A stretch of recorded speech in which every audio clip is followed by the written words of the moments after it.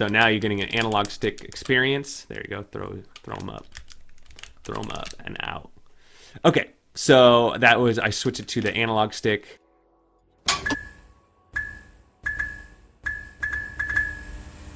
Next on the chopping block is the GameSir T1s. And let me tell you, I've opened up a lot of other GameSirs, the 3S, the 3W, and this one by far is just the, like, you feel like you're getting something nice when you get this. Some of the other controllers I get, you know, they're just, you can tell they're coming from China and they're not well made. I'm sure this one is coming from China. And actually I did get a little dent on the box here, but I could just tell that this controller is going to be great. And I've used GameSir in the past, and I really like their quality, so I know I'm going to like this one. Wow, look at that. That's looking good. Looking good so far. So this one is Bluetooth. It's wireless. It comes with the fob. It comes with a USB cable. You get a small little user's manual in here. And let's pick this thing up. And there's nothing else in there. So it's all inside the controller. Some of the other ones you have to add the attachment onto it. This one I believe just comes out. Yeah, there you go. Comes up. You flick it down, and then this comes out. For those of you wondering how tall it gets, seems like it's only gonna get, what is this, 3/8? Yeah, 3 3/8 is about as high as you're gonna get this adapter on there. But once you have it off, it's got a nice weight to it, really nice, because it's got that built-in battery, which is adding some weight. It's got the same kind of button configuration as the PlayStation style controller. I like the triggers very much. The triggers are good. Top buttons are okay. They're a little silent, but I bet they probably run pretty well. You got the click in, you got select, start, turbo, clear. So you also have a ribbed material around the whole thing, except the front here. The front here is the only part that's smooth, and then the rest is kind of a ribbed, textured material. You got the USB. Oh, you even have a home button here. It does have a home button right there. And then you can lift this up. You have, you know, what mode you're in. It has Android, Macintosh, Windows PC, and X mode. Has a logo there. We'll see what this looks like when it's all lit up. I was like, what? This thing doesn't have a wireless 2.4 thing. Look at this. It comes out the bottom. Look at that. It's got this little hole right there. So it does have, there's your wireless 2.4 gigahertz, which is really going to add to the your experience. If you have a Pi, this is auto recognition. It's way easier with a Pi with that on there, and it just hides back in there. Really nice.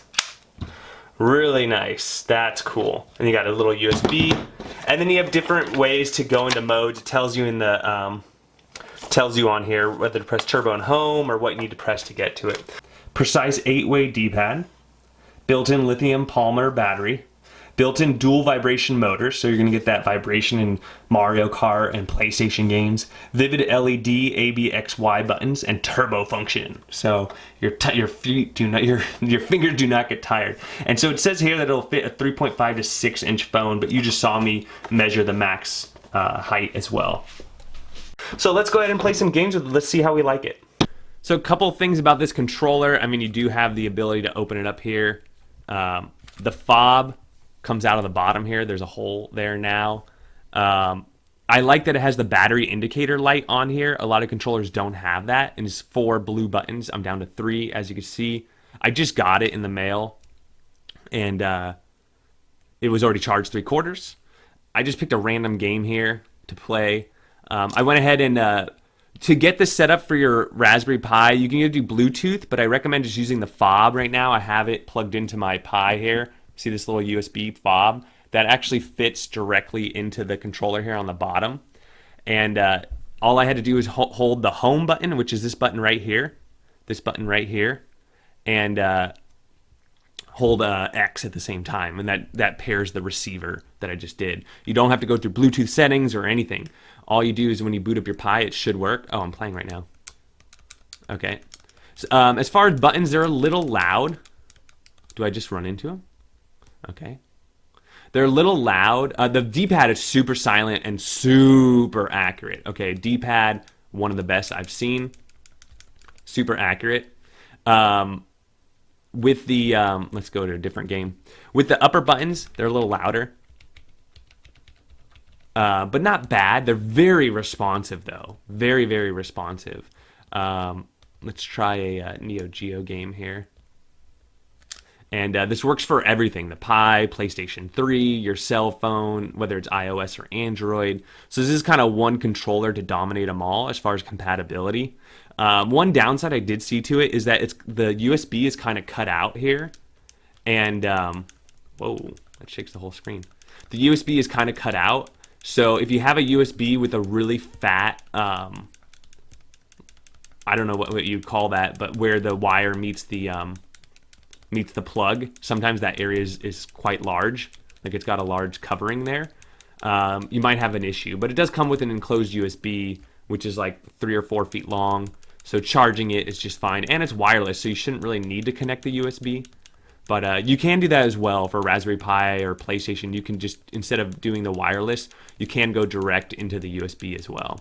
So you got a ton of connectability. So you can see I'm kind of hitting this button a lot. It's a little loud, not bad. I don't know if you can hear this through the mic. I'm pressing as loud as I can. The buttons. I'm gonna go ahead and press, and I'm pressing the D. You can't hear the D-pad is 100% silence. Zero noise there. Here's the analog stick. I'm pressing it now. I'm not moving, obviously, because this isn't using the analog stick. But that was the analog stick. And then now I'm going to give you the triggers here in a second after I don't die. There's the top triggers, or the bumpers, if you will. And then let's do the triggers next. I'm hitting the triggers are completely silent. You can't hear them. The bumpers, though, do have a slight sound to them. Let's go ahead and try turbo.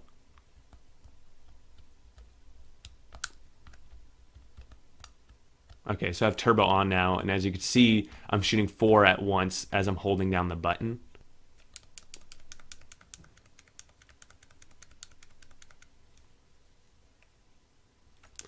All right, so let's go ahead and turbo on. So I just turned on turbo. I'm holding the button down, and then let's go ahead and clear that turbo, and then now I'm holding down the button again. So depending on the game, the shoot 'em up, you know, you might have more or less. See, that's pretty good. Turbo right there. I'm just holding down the button right now. Is this cheating? It definitely makes the game easier, that's for sure. And you don't get fatigued. So on an image like this with a lot of shoot 'em up games, it's great. And then an easy clear. If I just press clear on the thing here, and now I'm back to normal. I think it shoots a little. I guess no. I guess turbo is by far faster, because even by pressing the button really fast, you still can only get 4 off at a time, just like you could with the turbo. So to me, there's actually no benefit except the workout and playing the game legitimately to using the turbo button. Okay, so let's start select out of here. So let's play a MAME game, which should, or let's do a PlayStation game where it should, because this is a PlayStation style controller.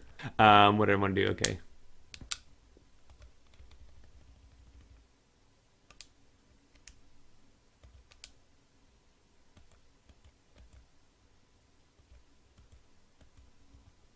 Okay, there we go.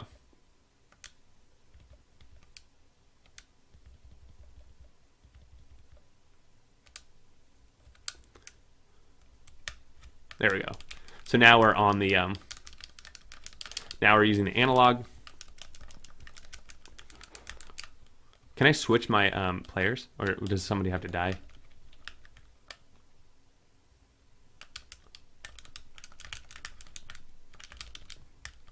So now you're getting an analog stick experience. There you go. Throw them up. Throw them up and out. Okay, so that was, I switched it to the analog stick, and it's working great now. So analog stick, good stuff. All right, one last thing was just check it with MAME. Let's go on MAME really quick. Here we go. The real Ghostbusters. I saw this arcade cabinet the other day. The arcade cabinet for this game is actually really cool looking.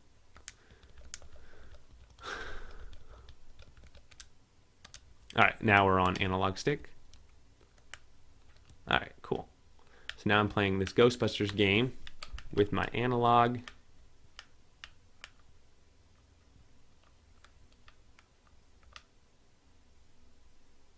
I'm going in between. Whoa. These guys are hard to kill. Whoa. A little dropping spinners. All right, so there you go. You guys see it now. So there it is. This is the GameSir T1s. GameSir T1s.